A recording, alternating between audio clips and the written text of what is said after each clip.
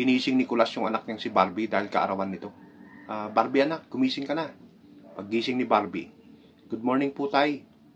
"Happy birthday anak," sabi naman ni Kulas. "Sumilip ka dyan sa bintana at may regalo ako sa'yo." Pagsilip ni Barbie, "Wow, brand new car. Akin po ba yan tay?" "Oo anak, sa'yo yan. Regalo ko sa'yo ngayong kaarawan mo." "Wow, ang galing.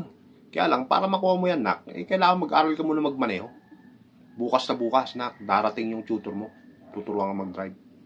Kinabukasan, dumating yung tutor ngayon na ang pangalan ay Jeremiah. "Ma'am Barbie, bago po tayo magsimula, may katanungan po muna ako sa inyo."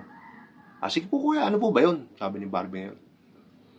"Pagka nagdadrive po kayo ng sasakyan sa lansangan at may nakita po kayong bata at matanda na tatawid sa kalsada, ano po ang uunahin nyo?"